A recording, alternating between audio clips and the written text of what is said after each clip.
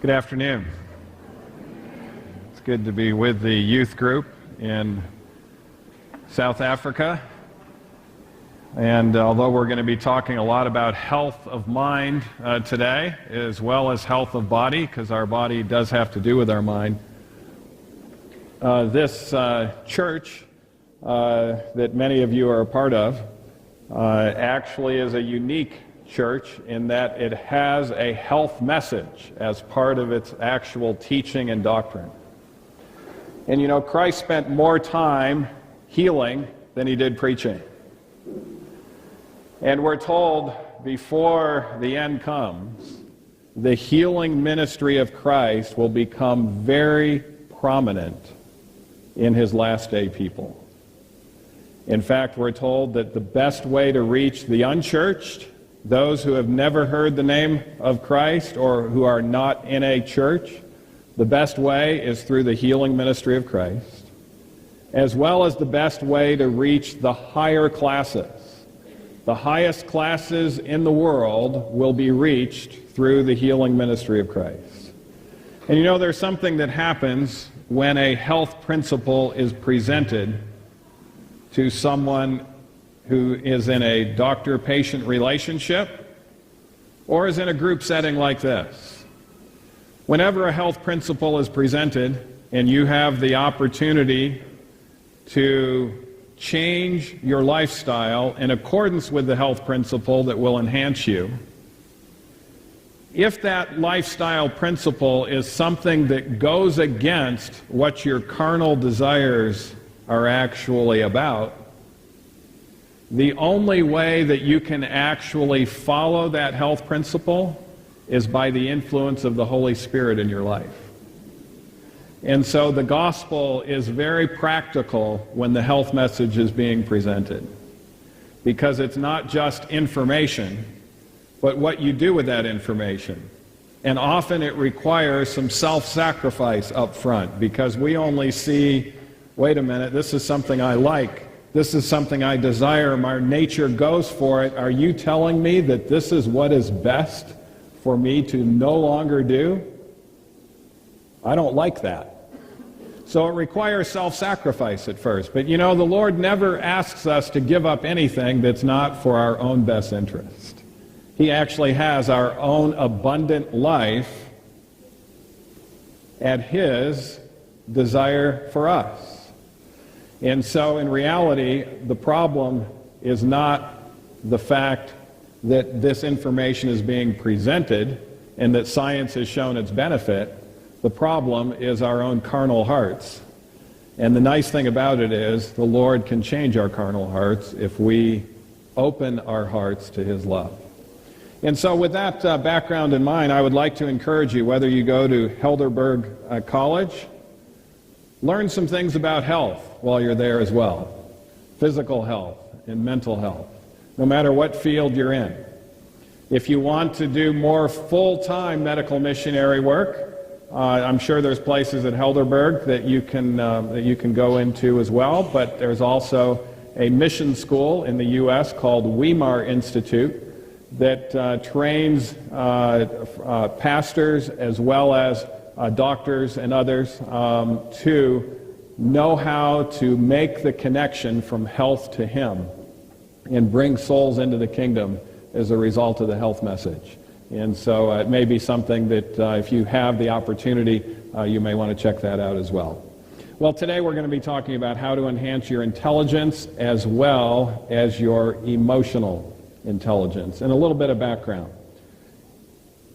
We need to define it. Intelligence is your capacity to learn, retain, and apply knowledge.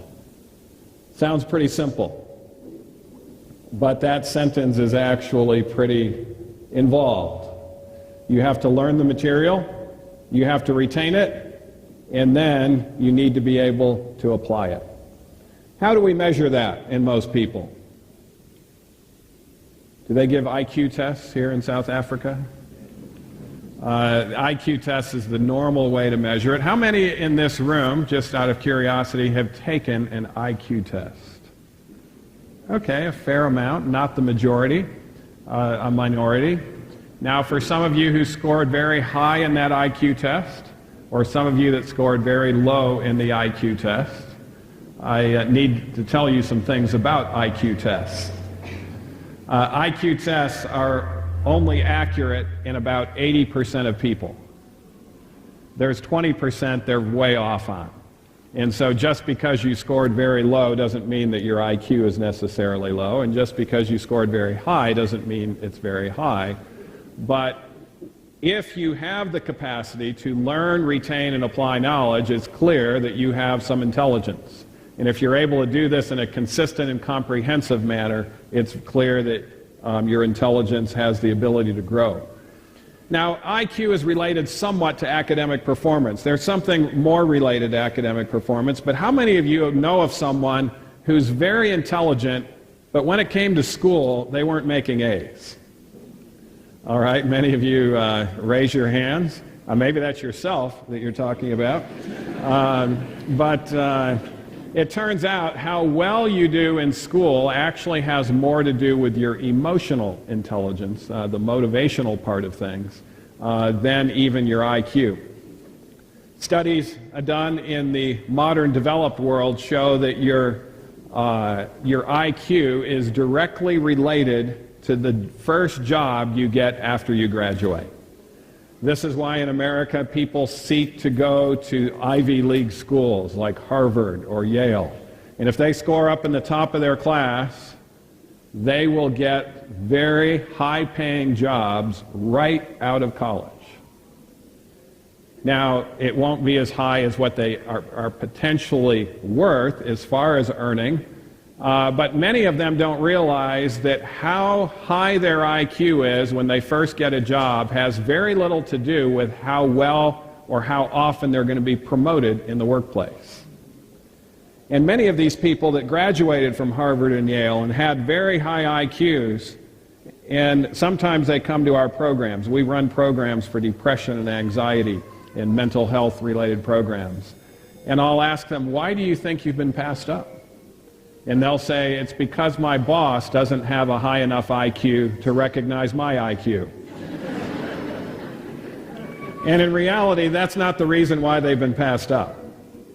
The reason why they've been passed up is how far you advance in your job is much more related to your emotional intelligence than your IQ. And some people have very high IQ, but a very low EQ. And that limits them significantly. Now, there are advantages of higher intelligence. You're more efficient in studying. Is that an advantage? Yeah, you can be in a rigorous academic program and still have enough time to get exercise and to eat good nutrition and to even socialize and go to a game night on Saturday night. Studies show that if you have higher intelligence, you're more creative. Now, creativity requires originality.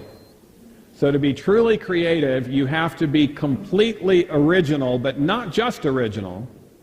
That originality needs to be adaptive so that others can actually benefit from it. And if you have two of those characteristics, studies show you have to have an above average IQ to have both of those. Now, there are people that can be very successful with below average IQs, but they're good at copying what others have done.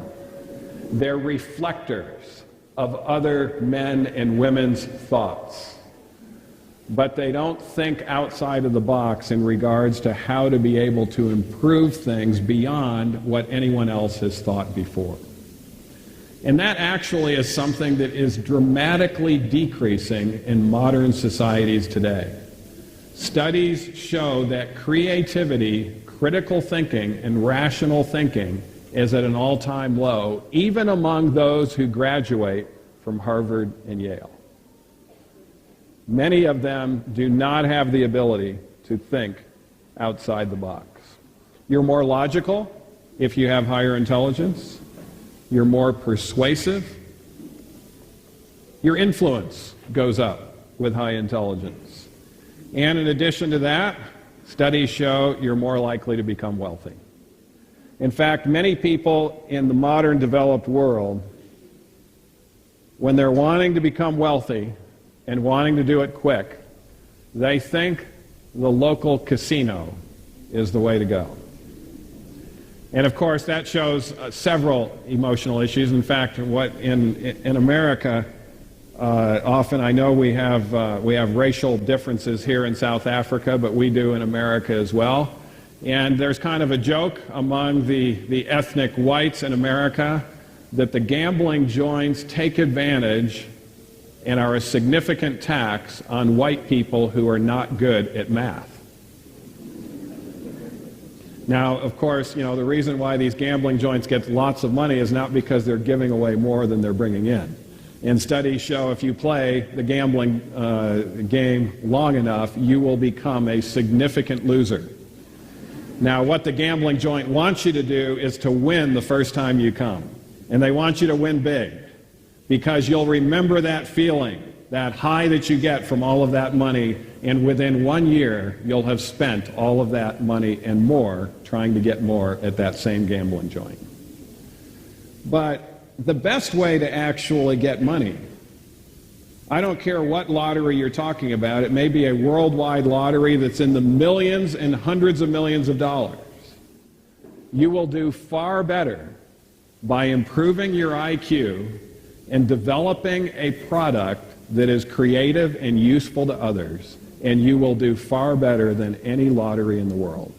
You can go from the poorest sections of humanity to the wealthiest sections of humanity within a few years at best. And as a result of that, you will actually benefit a lot of people around you. You'll not only employ a large workforce, the amount of taxes that you pay into society will help the lower classes, and it will be a significant positive benefit. But many people with high IQ do not have wealth as even their top 5 interests. And so you can have a very high IQ, but yet spend your time in other ways because wealth is not a high priority for you, and that's okay. Wealth should never be our highest priority, because we're going to end up with some significant issues if that's the case. Now, emotional intelligence actually contributes more to successful and enjoyable living than IQ does. And it actually helps us in a number of ways. Emotional intelligence is learned rather than inherited, and thus it can be improved upon. Now, IQ can be improved upon as well. There are 5 components of EQ. Knowing our emotions, that means being aware precisely of what emotion we're feeling and why we are feeling that way. And the why does not come about as a result of what's happening in our life. If we point to our emotions simply due to what's happening in our life, it's actually a lack of emotional intelligence. It's what's happening in our life plus our thoughts about that then create our emotions. First, emotional consequences, then behavioral consequences. So self-awareness is very important. Secondly, managing our emotions. People with low emotional intelligence have plenty of emotions, but they are being managed by those emotions. In fact, they live their entire day being managed by their emotions as those emotions fluctuate throughout the day. People with high emotional intelligence still have powerful emotions, but they are managing those emotions. That is what we call self-control, and it's a critical element for emotional intelligence. The third aspect is recognizing emotions in others. In order to do this well, you have to have interest in others. You're a studier of others, not just to study to learn, but because you actually have interest in other individuals. You have empathy. That's part of emotional intelligence. The fourth aspect is managing relationships with others. And this is why it has to do so much with success and happiness. A lot of our happiness in life has to do with our relationships. and being able to manage those relationships appropriately. And the fifth aspect is motivating ourselves to achieve our goals. In the word emotion, in fact, most of the word emotion is made up of one word called motion. The emotions were meant, if they were based on what was true and accurate, to powerfully motivate us to achieve our goals. And if you're having a motivational issue, this describes someone, for instance, who has a high IQ but not doing well in school. The problem is the motivational issue. And so it gets down to an emotional intelligence issue. Now, the brain is where this all comes together. And the temporal lobe of the brain is where our memory is centered. You can actually have a great photographic memory and still not have emotional intelligence. The memory can have to do with general intelligence. It's very important there. But I'll tell you where those two come together. The occipital lobe is where our spatial orientation is at.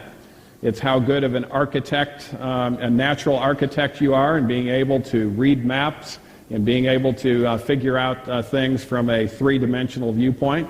Parietal lobe is where your vocabulary is centered. It's also where calculation, division, subtraction occur. It's also where some sensation occurs as well. The cerebellum has to do with what's going to be happening tonight. When the teams compete, they're actually going to be demonstrating which team has the best developed cerebellum. They won't recognize that, but that's precisely what they're going to be doing. And then the area of the brain where both IQ and EQ come together is the frontal lobe of the brain. This is the area that the Lord is particularly interested in. And in the last book of the Bible, he mentions it when he says, "They shall see his face, and his name shall be" where? In their foreheads. The frontal lobe of the brain is the area where both IQ and emotional intelligence come together. In fact, scientific studies show the frontal lobe is the seat of spirituality, morality, and also the will. When an individual loses their frontal lobe, their spiritual interests go down to nothing. They will never want to attend a church service or a worship service again. And they will not be interested in spiritual things. And so the frontal lobe, in order to enhance it, we need to have a comprehensive program that also includes the spiritual. This is one of the reasons why just coming to camp meeting and hearing the Word of God and contemplating it actually can enhance both your IQ and your EQ, just that exercise. Now, of course, there are other creatures that have brains. Cat has a brain, not a very big one. And if you were to dissect a cat, as I did in high school biology, you would find out it's a lot smaller than you thought it was going to be. But only 3.5% of a cat brain is in the frontal lobe. Not much morality in a cat. If you've seen it torture its victims to death and enjoy the entire process.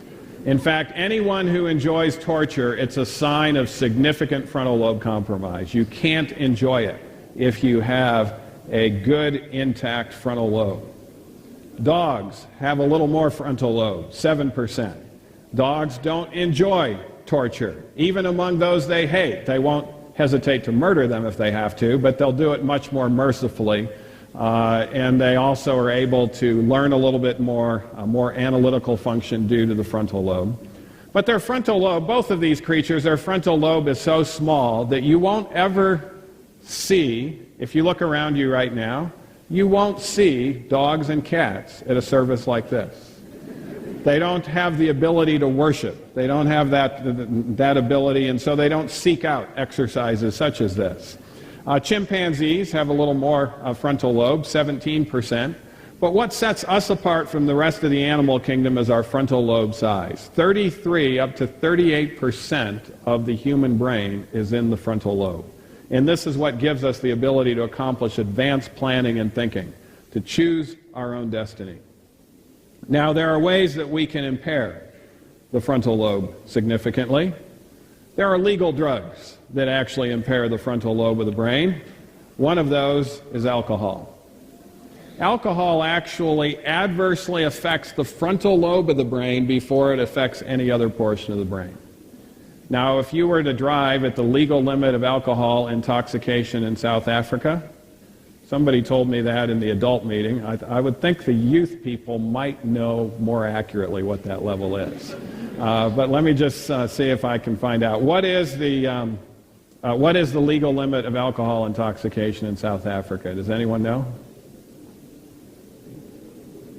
Okay, I'm hearing, I heard 0.2%. Is that right? No, it's not 0.2%? 0.05. Okay. 0.05 sounds better. I was worried the other day because someone else told me in the adult meeting it was 0.2%. And 0.2%, you have to have a number of drinks before you get to 0.2%. 0.05, if that's true, that's even a little stricter than America. America is 0.08%. But if you were to be at 0.08% and a policeman were to pull you over, would you be able to walk a straight line? Or even 0.05%? You actually could. You could walk a straight line, and if he had you do some sort of cerebellar function and make sure everything is being coordinated, you would be able to demonstrate very good coordination. So why is it then that you're 10 times as likely to get into an automobile accident? It has nothing to do with your coordination, but it has everything to do with your judgment. And that's what happened to Princess Di's driver. He was walking normally, conversing normally, looked like nothing was wrong with him, but he attempted to negotiate a turn in a tunnel at a speed that was impossible to negotiate.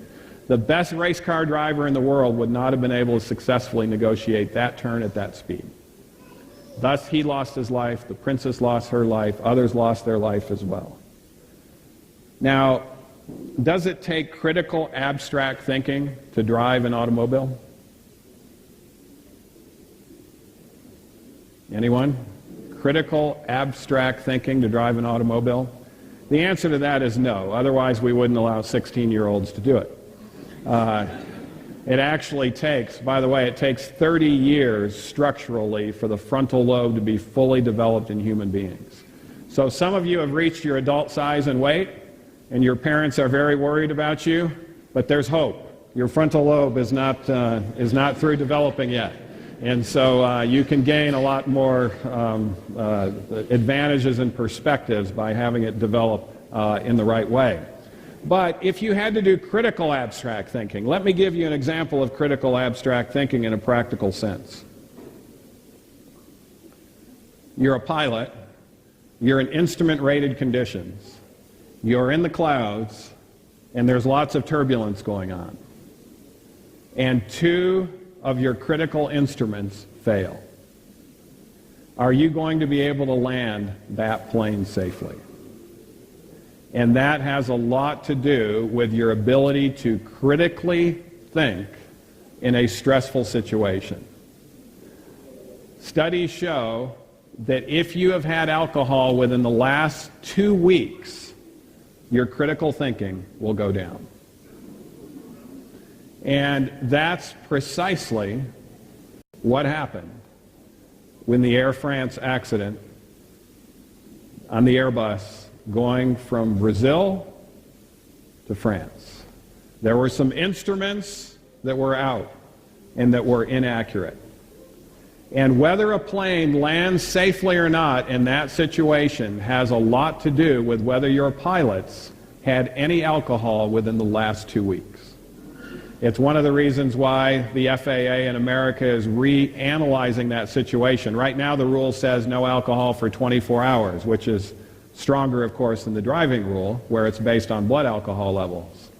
But that is indeed a very important aspect of things. Now, these pilots go through rigorous training. They train for those type of things. But when it actually happens in real life and maybe a little different than the actual training scenario, you better have a good functioning frontal lobe. And you could, that Airbus could have gotten out of that situation had critical thinking been a part of what the pilots were doing at that point.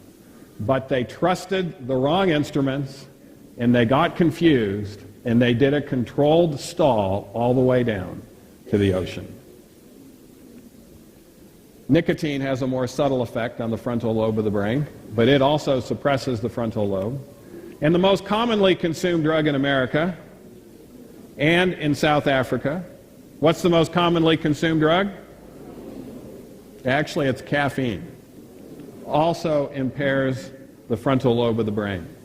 Caffeine blocks the adenosine receptors in the frontal lobe of the brain. Pavlov studied this out. Typists can type a little bit faster under the influence of caffeine, but they make 10 times as many errors. Now, in South Africa, I know they have a game called rugby, and I must admit I'm an American, and so I don't know about all the aspects of rugby except that it seems to be a game of brute force. And in America, we also have a game that seems to be virtually nothing but brute force that is similar to rugby. Anyone know what it's called? Yes, it's called football, and of course I know that's a different term for you all here in South Africa. But in the National Football League, the quarterback coaches are telling the quarterback to consume 0 caffeine. They're telling the linemen who are trying to tackle that quarterback to load up with caffeine so that they can be quick off of the line and get that quarterback. So it seems unfair. The quarterback running away from these guys is told to consume 0 caffeine. Why is that the case? It turns out in the National Football League there's only one person that requires an intact frontal lobe to be successful in that game. And it turns out to be the quarterback. Why does he need the intact frontal lobe? Because he's analyzing a lot of information and he's having to make a decision with that ball. And studies show you're much more likely to make a wise decision when caffeine is not on board. They've even done a study in regards to caffeine being on board and your likelihood of gossiping. And the study clearly showed that when caffeine was on board, you were more likely to gossip. Now, in order to do a study like that, you have to find the definition of gossip. The definition of gossip was sharing private information with someone who's not part of the problem or part of the solution to the problem. A recent study called caffeine the silent killer of emotional intelligence. And by the way, when you gossip, it's not the best for your relationships. You might think it's best for the relationship that is immediately surrounding you, but it turns out you're sabotaging even those relationships because they realize as soon as they leave your presence, you might tell some things about them next. Well, what does the frontal lobe desire for optimal function? Actually, carbohydrates are used almost exclusively by the brain for optimal function, and studies continue to demonstrate the advantages of a plant-based diet in regards to both IQ and EQ. Ellen White quotes those 4 food groups and says they impart a strength, a power of endurance, and notice what else? A vigor of intellect that are not afforded by a more complex and stimulating diet. Now, when carbs were first found to be good for the brain, it was thought that sugar might be very good for the brain because sugar is a carb. But when sugar is refined and we eat a candy bar, our blood sugar goes up much higher than it would when we eat fruits, grains, and nuts and vegetables. And our body thinks that we've eaten a huge amount of those plant-based foods, and so the pancreas starts cranking out an overabundance of insulin to take care of this huge meal. And within 20 to 30 minutes, your blood sugar has dropped below the neutral line, and it takes 4 hours for your frontal lobe to fully recover from that. So you can still memorize things, you can still actually regurgitate memory, but if you're having to problem solve, you're going to miss the question. And studies show in most tests it's going to make a grade letter difference in performance just by being on a higher sugar diet. Now we also know it impairs frontal lobe functions in adults as well. Arachidonic acid decreases the ability of the brain, both emotionally and intellectually. Arachidonic acid is a 20-carbon fatty acid molecule that causes inflammation in the body.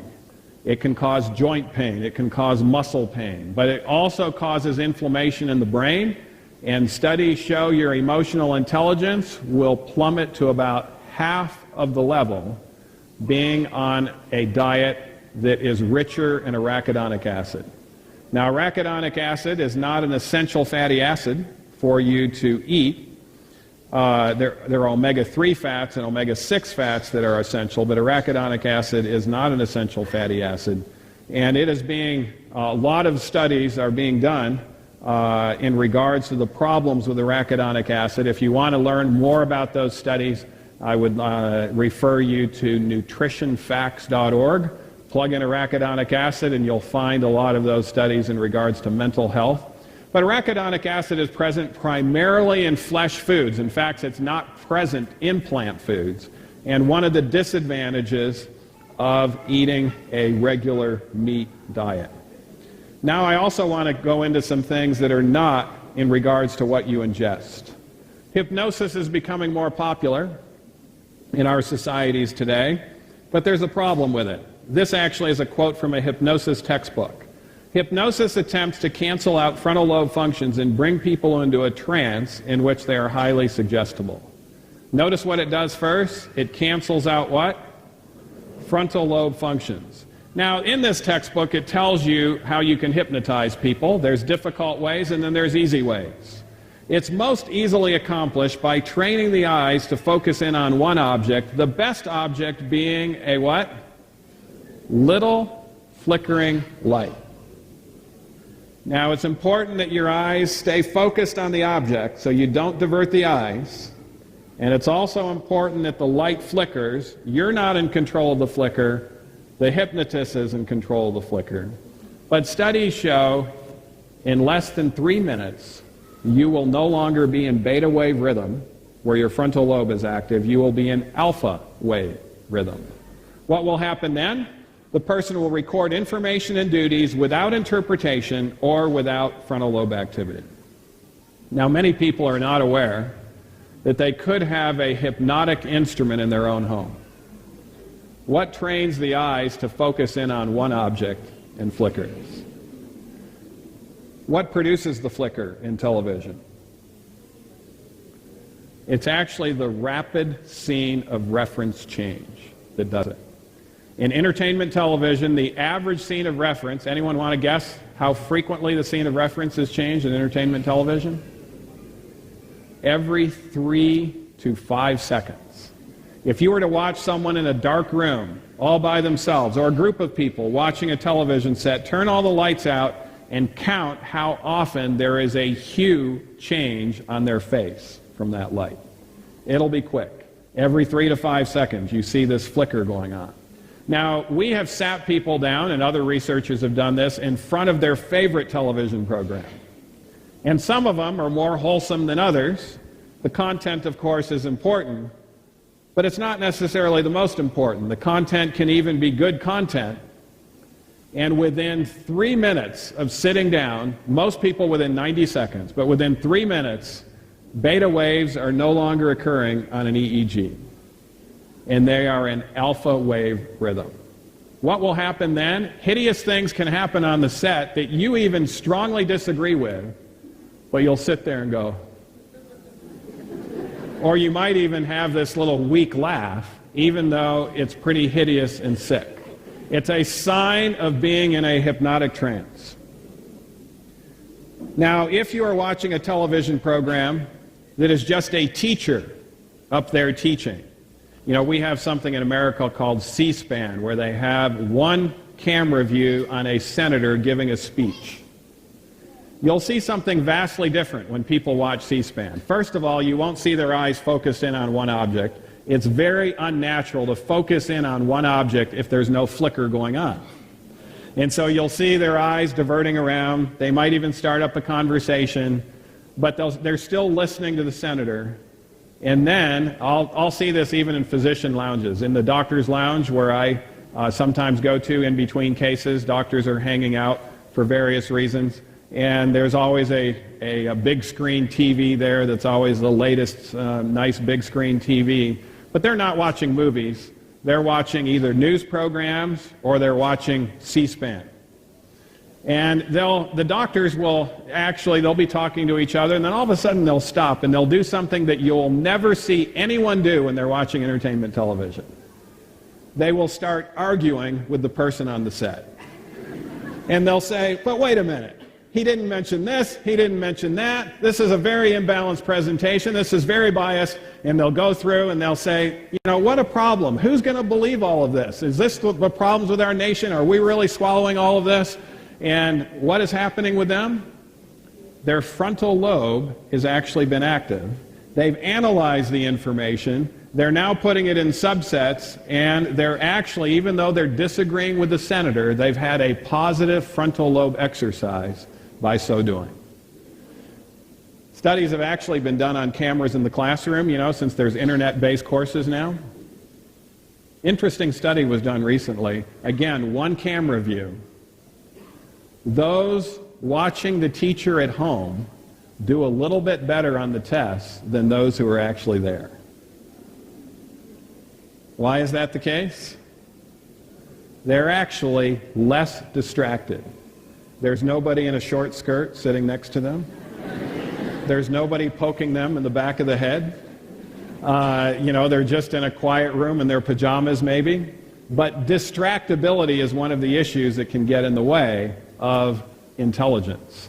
But it's very clear that when it's rapid scene of reference, and some television poses as news, but really it's entertainment, because it's rapid scene of reference too, it will suppress the frontal lobe of the brain. There have been over 3,000 studies done on the effects of entertainment television on the mind. Over 300 books have been written on the subject. And they show an increase in daydreaming. That's not a good thing. Daydreaming is when you are in a default mode, nothing is really happening, and so you have a tendency to go into a fantasy world. People will do this when they're in line in the grocery store. They'll just see a magazine there in the grocery store, and then they'll just fantasize that maybe they're that actor with that nice-looking guy that's with them on the thing, and that they're walking into this beautiful home. It's called daydreaming. Studies show the more daydreaming you do, the higher your risk of age-related cognitive decline and even Alzheimer's disease. So it's not good for intelligence. Whenever daydreaming goes up, creativity goes down. Creativity is something that requires some analysis to go through, some thoughtful periods. In fact, sometimes it is good to be bored, because if you're bored and if you have good information, you're going to start thinking of new approaches to things. And we have a society today that is so afraid of boredom that they will do whatever necessary for them not to be bored, which normally means getting on YouTube and watching this or watching that. Is that going to improve their creativity? It's not. It's actually going to decrease it. Decreased interest in reading occurs with television. Decreased interest in learning reduces discernment. It's also addictive. Anything that suppresses your frontal lobe will actually have addictive components. It reduces your sensitivity to things you should be sensitive to. It increases violence. Actually, well-designed studies, one of them right here in South Africa, showed that when entertainment television is introduced, violent crime will double in any society. The more TV adolescents watch, the more likely they are to develop attention and learning problems, do poorly in school in the long run. The amount of TV kids watched when they were 14 was positively linked with having attention problems later, not doing homework, being bored at school, not finishing high school, and hating school, the researchers found. 14-year-olds who added one more daily hour of TV doubled their risk of academic failure at age 16. And of course, it does take away precious time for family, achievement, and spiritual pursuits. Many individuals today, however, think that they have to have their movie fix at least once a month. Let's see what the latest movie is, let's download it on Netflix, and let's have a good Saturday night together. But actually, even infrequently, it will take away mental abilities in regards to intelligence. In fact, the best movie producers in the world are aware of this. The best movie producers in the world themselves will not watch movies or entertainment television because they know it's going to decrease their creativity. Now, they might watch what someone else did for 90 seconds or 3 minutes to see effects and learn, but then they'll shut it off because they don't want that frontal lobe to be compromised and decrease their own creativity. The ones who are most creative with the media are the ones who don't utilize it.